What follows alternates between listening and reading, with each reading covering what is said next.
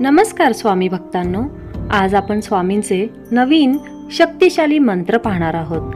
त्या मंत्रामुळे संकट निवारण होतात, रोगांपासून संरक्षण मिळते, नकारात्मक ऊर्जा नष्ट होते, पैशांची अडचण दूर होऊन जाते। तर पाहूयात मंत्र। ओम श्री स्वामी समर्थ कामनापूर्ती कराय नमः। ओम श्री स्वामी समर्थ कामनापूर्ती कराय नमः। ओम श्री स्वामी समर्थ कामनापूर्ती कराय नमः।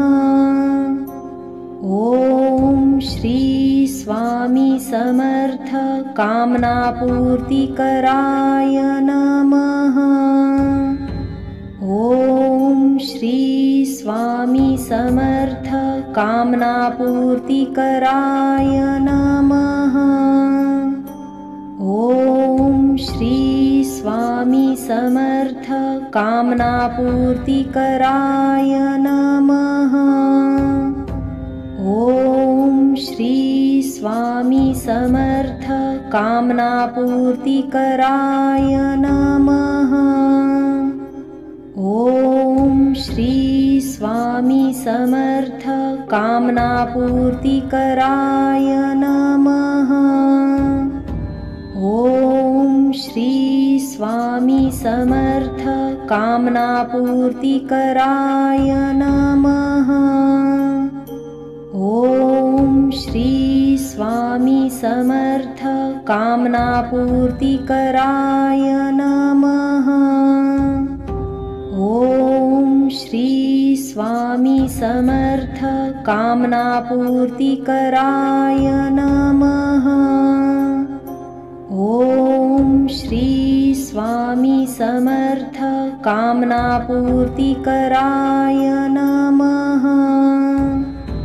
ओम श्री स्वामी समर्थ कामनापूर्ती कराय नमः। ओम श्री स्वामी समर्थ कामनापूर्ती कराय नमः। ओम श्री स्वामी समर्थ कामनापूर्ती कराय नमः। ओम श्री स्वामी समर्थ कामनापूर्ती कराय नमः। ओम श्री स्वामी समर्थ कामनापूर्ती कराय नमः। ओम श्री स्वामी समर्थ कामनापूर्ती कराय नमः। ओम श्री स्वामी समर्थ कामनापूर्ती कराय नमः। ओम श्री स्वामी समर्थ कामनापूर्ती कराय नमः।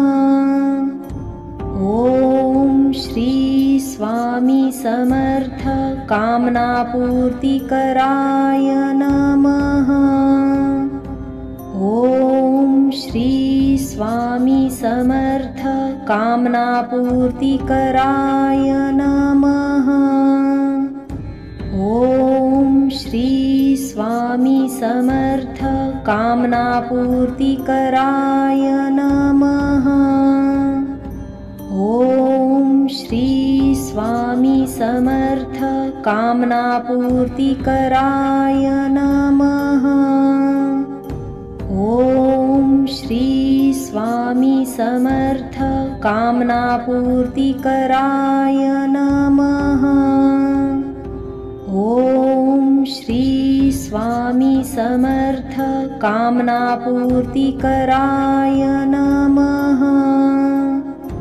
ओम श्री स्वामी समर्थ कामनापूर्ती कराय नमः। ओम श्री स्वामी समर्थ कामनापूर्ती कराय नमः। ओम श्री स्वामी समर्थ कामनापूर्तिकराय नमः। ॐ श्री स्वामी समर्थ कामनापूर्तिकराय नमः। ॐ श्री स्वामी समर्थ कामनापूर्तिकराय नमः। ॐ श्री स्वामी समर्थ कामनापूर्तिकराय नमः। ॐ श्री स्वामी समर्थ कामनापूर्तिकराय नमः। ॐ श्री स्वामी समर्थ कामनापूर्तिकराय नमः। ॐ श्री स्वामी समर्थ कामनापूर्तिकराय नमः। ॐ श्री स्वामी समर्थ कामनापूर्तिकराय नमः। ॐ श्री स्वामी समर्थ कामनापूर्तिकराय नमः। ॐ श्री स्वामी समर्थ कामनापूर्तिकराय नमः। ॐ श्री स्वामी समर्थ कामनापूर्तिकराय नमः। ॐ श्री स्वामी समर्थ कामनापूर्तिकराय नमः। ॐ श्री स्वामी समर्थ कामनापूर्तिकराय नमः। ॐ श्री स्वामी समर्थ कामनापूर्तिकराय नमः। ॐ श्री स्वामी समर्थ कामनापूर्तिकराय नमः। ॐ श्री स्वामी समर्थ कामनापूर्तिकराय नमः। ॐ श्री स्वामी समर्थ कामनापूर्तिकराय नमः। ॐ श्री स्वामी समर्थ कामनापूर्तिकराय नमः। ॐ श्री स्वामी समर्थ कामनापूर्तिकराय नमः। ॐ श्री स्वामी समर्थ कामनापूर्तिकराय नमः। ॐ श्री स्वामी समर्थ कामनापूर्तिकराय नमः। ॐ श्री स्वामी समर्थ कामनापूर्तिकराय नमः। ॐ श्री स्वामी समर्थ कामनापूर्तिकराय नमः। ॐ श्री स्वामी समर्थ कामनापूर्तिकराय नमः। ॐ श्री स्वामी समर्थ कामनापूर्तिकराय नमः। ॐ श्री स्वामी समर्थ कामनापूर्तिकराय नमः। ॐ श्री स्वामी समर्थ कामनापूर्तिकराय नमः। ॐ श्री स्वामी समर्थ कामनापूर्तिकराय नमः। ॐ श्री स्वामी समर्थ कामनापूर्तिकराय नमः। ॐ श्री स्वामी समर्थ कामनापूर्तिकराय नमः। ॐ श्री स्वामी समर्थ कामनापूर्तिकराय नमः। ॐ श्री स्वामी समर्थ कामनापूर्तिकराय नमः। ॐ श्री स्वामी समर्थ कामनापूर्तिकराय नमः। ॐ श्री स्वामी समर्थ कामनापूर्तिकराय नमः। ॐ श्री स्वामी समर्थ कामनापूर्तिकराय नमः। ॐ श्री स्वामी समर्थ कामनापूर्तिकराय नमः। ॐ श्री स्वामी समर्थ कामनापूर्तिकराय नमः। ॐ श्री स्वामी समर्थ कामनापूर्तिकराय नमः। ॐ श्री स्वामी समर्थ कामनापूर्तिकराय नमः। ॐ श्री स्वामी समर्थ कामनापूर्तिकराय नमः। ॐ श्री स्वामी समर्थ कामनापूर्तिकराय नमः।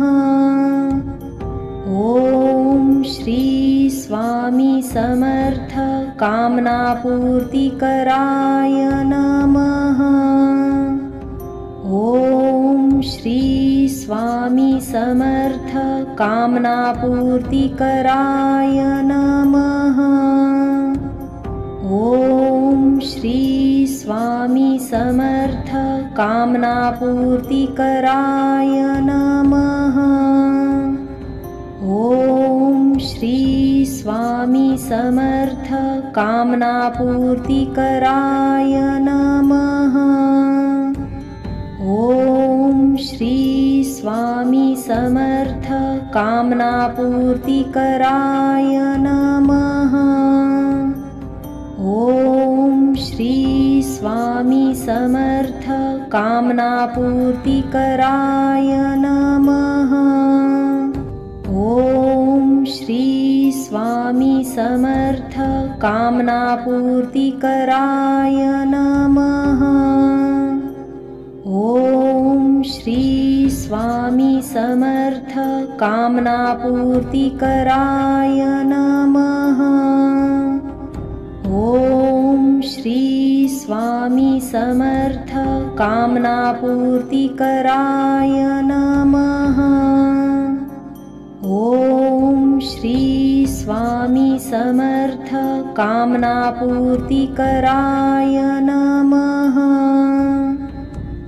ॐ श्री स्वामी समर्थ कामनापूर्तिकराय नमः। ॐ श्री स्वामी समर्थ कामनापूर्तिकराय नमः। ॐ श्री स्वामी समर्थ कामनापूर्तिकराय नमः। ॐ श्री स्वामी समर्थ कामनापूर्तिकराय नमः।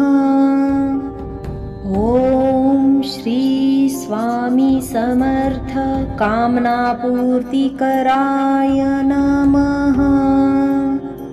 ॐ श्री स्वामी समर्थ कामनापूर्तिकराय नमः। ॐ श्री स्वामी समर्थ कामनापूर्तिकराय नमः। ॐ श्री स्वामी समर्थ कामनापूर्तिकराय नमः। ॐ श्री स्वामी समर्थ कामनापूर्तिकराय नमः। ॐ श्री स्वामी समर्थ कामनापूर्तिकराय नमः। ॐ श्री स्वामी समर्थ कामनापूर्तिकराय नमः। ॐ श्री स्वामी समर्थ कामनापूर्तिकराय नमः। ॐ श्री स्वामी समर्थ कामनापूर्तिकराय नमः। ॐ श्री स्वामी समर्थ कामनापूर्तिकराय नमः। ॐ श्री स्वामी समर्थ कामनापूर्तिकराय नमः। ॐ श्री स्वामी समर्थ कामनापूर्तिकराय नमः। ॐ श्री स्वामी समर्थ कामनापूर्तिकराय नमः। ॐ श्री स्वामी समर्थ कामनापूर्तिकराय नमः। ॐ श्री स्वामी समर्थ कामनापूर्तिकराय नमः। ॐ श्री स्वामी समर्थ कामनापूर्तिकराय नमः। ॐ श्री स्वामी समर्थ कामनापूर्तिकराय नमः। ॐ श्री स्वामी समर्थ कामनापूर्तिकराय नमः। ॐ श्री स्वामी समर्थ कामनापूर्तिकराय नमः। ॐ श्री स्वामी समर्थ कामनापूर्तिकराय नमः। ॐ श्री स्वामी समर्थ कामनापूर्तिकराय नमः। ॐ श्री स्वामी समर्थ कामनापूर्तिकराय नमः। ॐ श्री स्वामी समर्थ कामनापूर्तिकराय नमः। ॐ श्री स्वामी समर्थ कामनापूर्तिकराय नमः। ॐ श्री स्वामी समर्थ कामनापूर्तिकराय नमः। ॐ श्री स्वामी समर्थ कामनापूर्तिकराय नमः। ॐ श्री स्वामी समर्थ कामनापूर्तिकराय नमः। ॐ श्री स्वामी समर्थ कामनापूर्तिकराय नमः। ॐ श्री स्वामी समर्थ कामनापूर्तिकराय नमः। ॐ श्री स्वामी समर्थ कामनापूर्तिकराय नमः।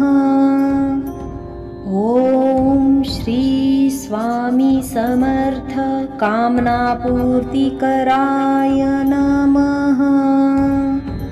ॐ श्री स्वामी समर्थ कामनापूर्तिकराय नमः।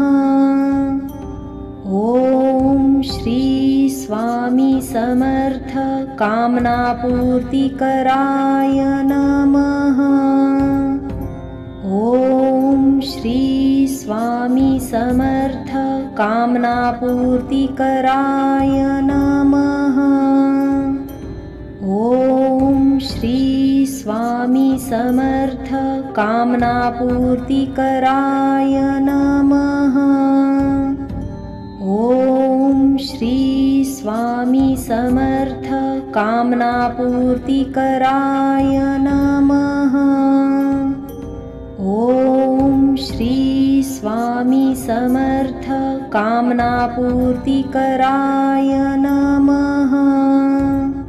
ॐ श्री स्वामी समर्थ कामनापूर्तिकराय नमः। ॐ श्री स्वामी समर्थ कामनापूर्तिकराय नमः। ॐ श्री स्वामी समर्थ कामनापूर्तिकराय नमः। ॐ श्री स्वामी समर्थ कामनापूर्तिकराय नमः। ॐ श्री स्वामी समर्थ कामनापूर्तिकराय नमः। ॐ श्री स्वामी समर्थ कामनापूर्तिकराय नमः। ॐ श्री स्वामी समर्थ कामनापूर्तिकराय नमः। ॐ श्री स्वामी समर्थ कामनापूर्तिकराय नमः। ॐ श्री स्वामी समर्थ कामनापूर्तिकराय नमः।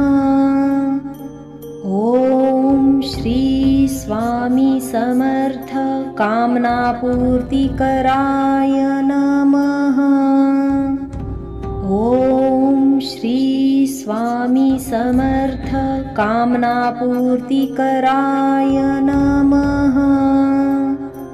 ॐ श्री स्वामी समर्थ कामनापूर्तिकराय नमः।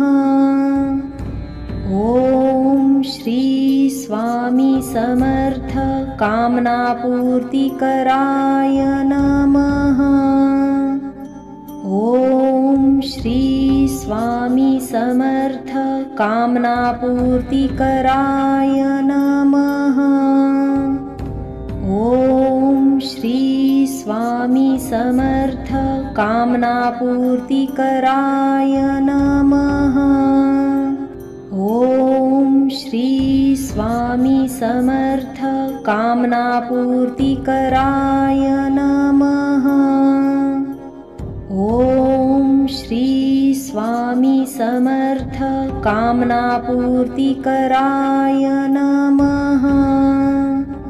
ॐ श्री स्वामी समर्थ कामनापूर्तिकराय नमः। ॐ श्री स्वामी समर्थ कामनापूर्तिकराय नमः। ॐ श्री स्वामी समर्थ कामनापूर्तिकराय नमः। ॐ श्री स्वामी समर्थ कामनापूर्तिकराय नमः। ॐ श्री स्वामी समर्थ कामनापूर्तिकराय नमः। ॐ श्री स्वामी समर्थ कामनापूर्तिकराय नमः। ॐ श्री स्वामी समर्थ कामनापूर्तिकराय नमः। ॐ श्री स्वामी समर्थ कामनापूर्तिकराय नमः। ॐ श्री स्वामी समर्थ कामनापूर्तिकराय नमः। ॐ श्री स्वामी समर्थ कामनापूर्तिकराय नमः। ॐ श्री स्वामी समर्थ कामनापूर्तिकराय नमः। ॐ श्री स्वामी समर्थ कामनापूर्तिकराय नमः। ॐ श्री स्वामी समर्थ कामनापूर्तिकराय नमः। ॐ श्री स्वामी समर्थ कामनापूर्तिकराय नमः। ॐ श्री स्वामी समर्थ कामनापूर्तिकराय नमः। ॐ श्री स्वामी समर्थ कामनापूर्तिकराय नमः। ॐ श्री स्वामी समर्थ कामनापूर्तिकराय नमः। ॐ श्री स्वामी समर्थ कामनापूर्तिकराय नमः। ॐ श्री स्वामी समर्थ कामनापूर्तिकराय नमः। ॐ श्री स्वामी समर्थ कामनापूर्तिकराय नमः।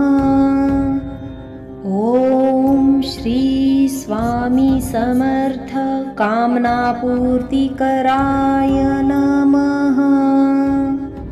ॐ श्री स्वामी समर्थ कामनापूर्तिकराय नमः। ॐ श्री स्वामी समर्थ कामनापूर्तिकराय नमः। ॐ श्री स्वामी समर्थ कामनापूर्तिकराय नमः। ॐ श्री स्वामी समर्थ कामनापूर्तिकराय नमः। ॐ श्री स्वामी समर्थ कामनापूर्तिकराय नमः। ॐ श्री स्वामी समर्थ कामनापूर्तिकराय नमः। ॐ श्री स्वामी समर्थ कामनापूर्तिकराय नमः। ॐ श्री स्वामी समर्थ कामनापूर्तिकराय नमः। ॐ श्री स्वामी समर्थ कामनापूर्तिकराय नमः। ॐ श्री स्वामी समर्थ कामनापूर्तिकराय नमः। ॐ श्री स्वामी समर्थ कामनापूर्तिकराय नमः। ॐ श्री स्वामी समर्थ कामनापूर्तिकराय नमः। ॐ श्री स्वामी समर्थ कामनापूर्तिकराय नमः। ॐ श्री स्वामी समर्थ कामनापूर्तिकराय नमः। ॐ श्री स्वामी समर्थ कामनापूर्तिकराय नमः।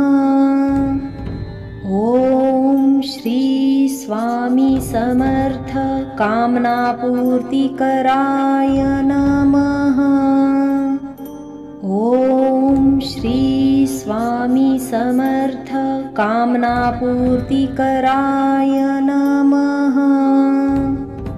ॐ श्री स्वामी समर्थ कामनापूर्तिकराय नमः।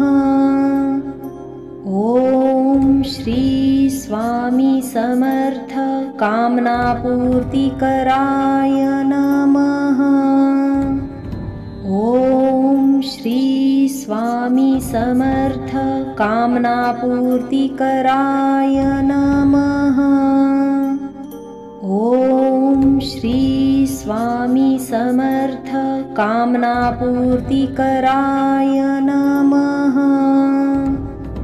ओम श्री स्वामी समर्थ कामनापूर्तिकराय नमः। ओम श्री स्वामी समर्थ कामनापूर्तिकराय नमः। ओम श्री स्वामी समर्थ कामनापूर्तिकराय नमः। ओम श्री स्वामी समर्थ कामनापूर्तिकराय नमः। ओम श्री स्वामी समर्थ कामनापूर्तिकराय नमः। ओम श्री स्वामी समर्थ कामनापूर्तिकराय नमः। ओम श्री स्वामी समर्थ कामनापूर्तिकराय नमः। ओम श्री स्वामी समर्थ कामनापूर्तिकराय नमः। ओम श्री स्वामी समर्थ कामनापूर्तिकराय नमः। ओम श्री स्वामी समर्थ कामनापूर्तिकराय नमः। ओम श्री स्वामी समर्थ कामनापूर्तिकराय नमः। ओम श्री स्वामी समर्थ कामनापूर्तिकराय नमः। ओम श्री स्वामी समर्थ कामनापूर्तिकराय नमः। ओम श्री स्वामी समर्थ कामनापूर्तिकराय नमः। ओम श्री स्वामी समर्थ कामनापूर्तिकराय नमः। ओम श्री स्वामी समर्थ कामनापूर्तिकराय नमः। ओम श्री स्वामी समर्थ कामनापूर्तिकराय नमः। ओम श्री स्वामी समर्थ कामनापूर्तिकराय नमः। ओम श्री स्वामी समर्थ कामनापूर्तिकराय नमः। ओम श्री स्वामी समर्थ कामनापूर्तिकराय नमः। ओम श्री स्वामी समर्थ कामनापूर्तिकराय नमः।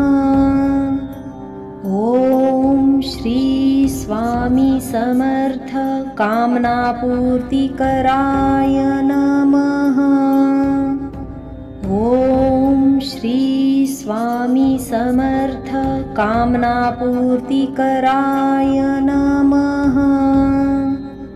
ओम श्री स्वामी समर्थ कामनापूर्तिकराय नमः। ओम श्री स्वामी समर्थ कामनापूर्तिकराय नमः। ओम श्री स्वामी समर्थ कामनापूर्तिकराय नमः। ओम श्री स्वामी समर्थ कामनापूर्तिकराय नमः। ओम श्री स्वामी समर्थ कामनापूर्तिकराय नमः। ओम श्री स्वामी समर्थ कामनापूर्तिकराय नमः। ओम श्री स्वामी समर्थ कामनापूर्तिकराय नमः। ओम श्री स्वामी समर्थ कामनापूर्तिकराय नमः। ओम श्री स्वामी समर्थ कामनापूर्तिकराय नमः। ओम श्री स्वामी समर्थ कामनापूर्तिकराय नमः। ओम श्री स्वामी समर्थ कामनापूर्तिकराय नमः। ओम श्री स्वामी समर्थ कामनापूर्तिकराय नमः। ओम श्री स्वामी समर्थ कामनापूर्तिकराय नमः। ओम श्री स्वामी समर्थ कामनापूर्तिकराय नमः। ओम श्री स्वामी समर्थ कामनापूर्तिकराय नमः। ओम श्री स्वामी समर्थ कामनापूर्तिकराय नमः। ओम श्री स्वामी समर्थ कामनापूर्तिकराय नमः। ओम श्री स्वामी समर्थ कामनापूर्तिकराय नमः। ओम श्री स्वामी समर्थ कामनापूर्तिकराय नमः। ओम श्री स्वामी समर्थ कामनापूर्तिकराय नमः। ओम श्री स्वामी समर्थ कामनापूर्तिकराय नमः। ओम श्री स्वामी समर्थ कामनापूर्तिकराय नमः। ओम श्री स्वामी समर्थ कामनापूर्तिकराय नमः। ओम श्री स्वामी समर्थ कामनापूर्तिकराय नमः। ओम श्री स्वामी समर्थ कामनापूर्तिकराय नमः। ओम श्री स्वामी समर्थ कामनापूर्तिकराय नमः। ओम श्री स्वामी समर्थ कामनापूर्तिकराय नमः। ओम श्री स्वामी समर्थ कामनापूर्तिकराय नमः। ओम श्री स्वामी समर्थ कामनापूर्तिकराय नमः। ओम श्री स्वामी समर्थ कामनापूर्तिकराय नमः। ओम श्री स्वामी समर्थ कामनापूर्तिकराय नमः। ओम श्री स्वामी समर्थ कामनापूर्तिकराय नमः। ओम श्री स्वामी समर्थ कामनापूर्तिकराय नमः। ओम श्री स्वामी समर्थ कामनापूर्तिकराय नमः। ओम श्री स्वामी समर्थ कामनापूर्तिकराय नमः। ओम श्री स्वामी समर्थ कामनापूर्तिकराय नमः।